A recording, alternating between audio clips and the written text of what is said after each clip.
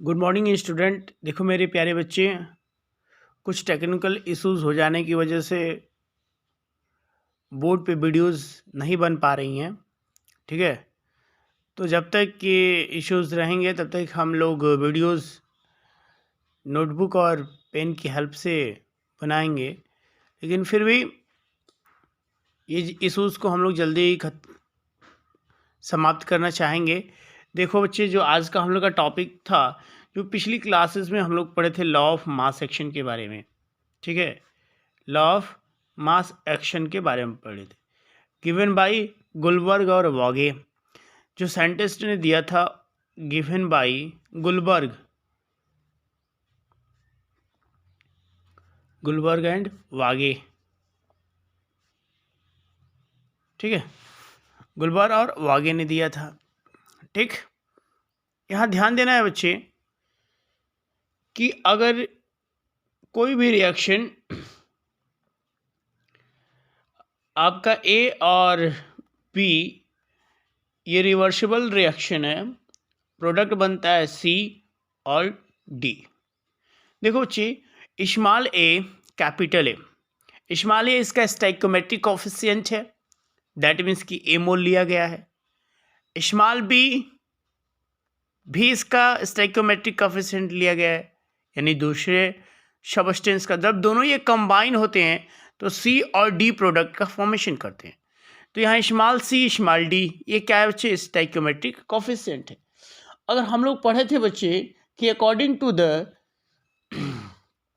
Law of mass action, यानी हम लोग के एफ पढ़े थे बच्चे, यानी के एफ केशी। के एफ का मतलब कि rate constant of forward reaction and the velocity constant of backward reaction, are V है। ठीक है बच्चे, एक हम लोग पढ़ते किसी भी रिएक्शन का केशी निकालने के लिए, तो केशी इज इक्वल टू होता क्या है बच्चे, यानी कंसंट्रेशन ऑफ प्रोडक्ट अपॉन में कंसंट्रेशन ऑफ रिएक्टेंट। यहाँ प्रोडक्ट क्या है बच्चे, तो सी है और डी है। ठीक है, सी का स्टोइकोमेट्रिक स्मॉल सी है, तो इसका पावर क्या हो जाएगा बच्चे, स्मॉल सी, और एक्टिव मास ऑफ डी के पावर डी अपॉन, यानी एक्टिव मास ऑफ ए के power small A and active mass of B के पावर स्मॉल बी। ठीक है बच्चे, ये तो हम लोग क्या फाइंड आउट कर लिए, केशी। इसी तरीके से किसी भी केमिकल रिएक्शन का अगर हम लोग को केशी निकालना होगा तो आप क्या बताएंगे बच्चे, यानी केशी इक्वल्स टू, केशी को हम लोग क्या कहते हैं, तो इक्विलिब्रियम कांस्टेंट कहते हैं, और केसी इज इक्वल टू होता है, यानी कंसंट्रेशन ऑफ, ऊपर क्या लिखे हैं बच्चे, सी डी क्या प्रोडक्ट है, तो कंसंट्रेशन या एक्टिव मास ऑफ प्रोडक्ट बटे में एक्टिव मास ऑफ रिएक्टेंट। ठीक है, जो आज हम लोग इस वीडियो इस लेक्चर में बात कर रहे हैं वह इस बारे में बात करेंगे बच्चे कि आपका जो भी, ठीक ना, यानी आगे फैक्टर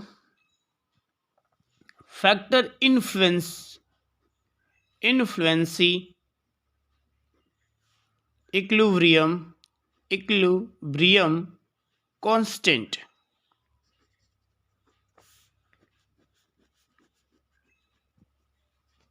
ठीक है बच्चे, वो कौन कौन से फैक्टर हैं जो आपके केमिकल इक्विलिब्रियम यानी इक्विलिब्रियम कांस्टेंट इज नॉट, जिस पे डिपेंड नहीं करते हैं, यानी दैट मीन्स कि the equilibrium constant is not influenced by. ठीक है, वो पहला क्या है बच्चे, तो फर्स्ट जो है वो है आपका कंसंट्रेशन।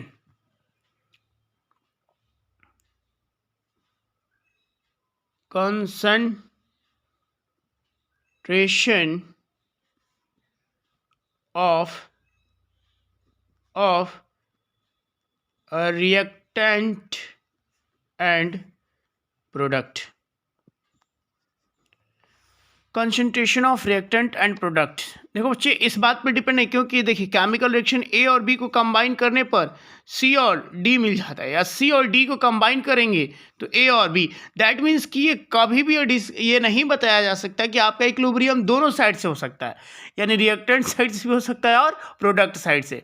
अब एक चीज़ यहाँ पे बात करनी है कि concentration of reactant and product. That means कि देखो बच्चे, अगर हम लोग इनिशियली इसको अगर हम लोग 10 मोल लिए हैं और इसको भी हम लोग 10 मोल लिए हैं, तो आपका प्रोडक्ट भी इसी के हिसाब से बनेगा, ठीक है। लेकिन अगर इसकी अगर हम लोग कंसंट्रेशन हम लोग ले लें 1000 मोल और बी की भी कंसंट्रेशन हम लोग ले लें 1000 मोल, दैट मीन्स कि आप जितना अमाउंट, यानी ये अगर कंसंट्रेशन लेंगे तो ठीक इतना ही अमाउंट, मैंने अगर इतना में आपका प्रोडक्ट बना हुआ है तो क्या इसकी कंसंट्रेशन बढ़ाएंगे तो भी ज़्यादा प्रोडक्ट बनेगा। इसका मीनिंग कि कंसंट्रेशन पे डिपेंड नहीं करता, जितना आप कंसंट्रेशन बढ़ाएंगे आपका प्रोडक्ट भी बढ़ेगा, जितना कंसंट्रेशन कम करेंगे प्रोडक्ट भी कम हो जाएगा।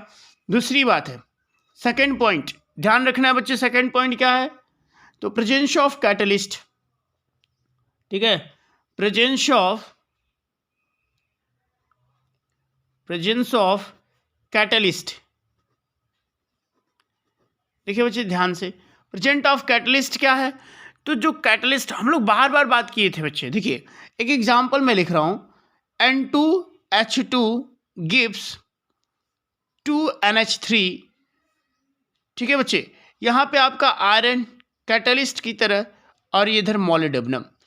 देखो बच्चे आयरन जो अगर हम लोग कैटलिस्ट की बात करें तो कैटलिस्ट जो होता है वह केमिकल इक्विलिब्रियम को अफेक्टेड नहीं करता है, वो केमिकल इक्विलिब्रियम को जल्दी से जल्दी अचीव करने का काम करता है। यानी ये हेल्प करता है, जो कैटलिस्ट है वो ये हेल्प करता है कि कितना जल्दी से जल्दी आपका केमिकल इक्विलिब्रियम आ जाए, ठीक ना। लेकिन इस बात पे डिपेंड नहीं करता है कि केमिकल इक्विलिब्रियम को ये इफेक्ट करे, इस बात पे नहीं। किस बात पे डिपेंड करता है कि जितना जल्दी से जल्दी हो सके आपका केमिकल इक्विलिब्रियम आ जाए, ठीक है। थर्ड पॉइंट जो होता है बच्चे वो है क्या, प्रेशर। थर्ड पॉइंट क्या बच्चे, प्रेशर है। प्रेशर जो होता है किसी भी केमिकल इक्विलिब्रियम के कांस्टेंट को अफेक्टेड नहीं करता है, ठीक है। अगला जो हम लोग का पॉइंट है बच्चे वो है आपका presence of, fourth point, presence of inert material. Inert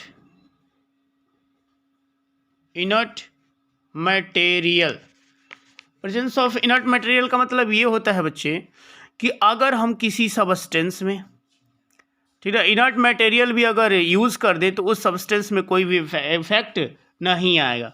और फिफ्थ जो पॉइंट है, the direction from which the equilibrium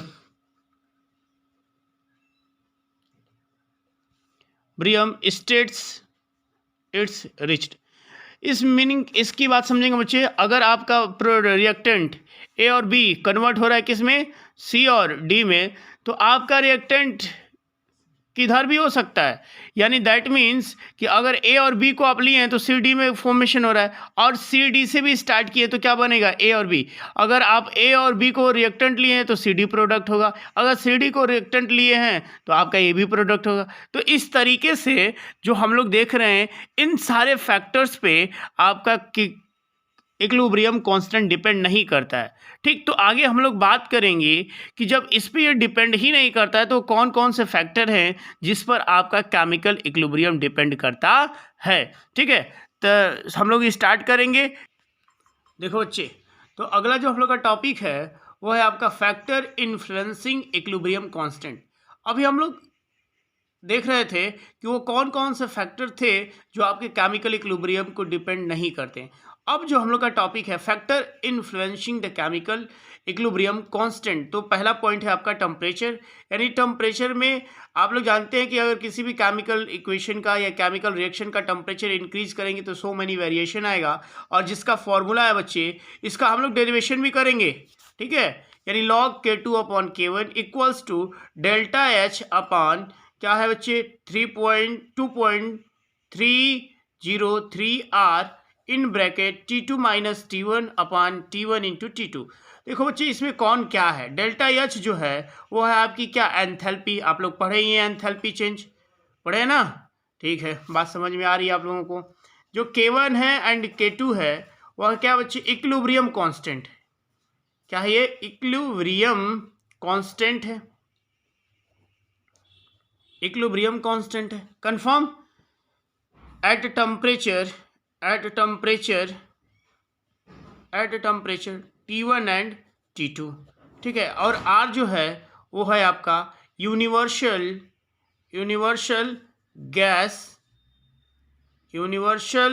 gas constant. इसके बारे में आप लोग पढ़ भी चुके हैं, यूनिवर्सल गैस कांस्टेंट क्या है, ठीक है। अब देखते हैं आगे की तरफ। जो थर्ड पॉइंट है वो है बच्चे, कोई भी केमिकल रिएक्शन दो तरह का होता है, एक आपका एक्सोथर्मिक और दूसरा एंडोथर्मिक, ठीक है। एक्सोथर्मिक का मतलब दैट मीन्स कि वो उससे हीट एनर्जी रिलीज्ड होगी, और एंडोथर्मिक का मतलब कि वह हीट एनर्जी क्या करेगा बच्चे, एब्जॉर्ब करेगा, ठीक। तो इस कंडीशन में हम लोग इस वेरिएशन को देखेंगे, ठीक है। और हम लोग अगले वीडियो लेक्चर्स में इसके आगे वाले जितने भी पार्ट रहेंगे हम लोग कंप्लीट करेंगे, ठीक है। तब तक बने रहिए, पढ़े रहिए बच्चे आप लोग, और पढ़ते रहिए ध्यान से। ओके।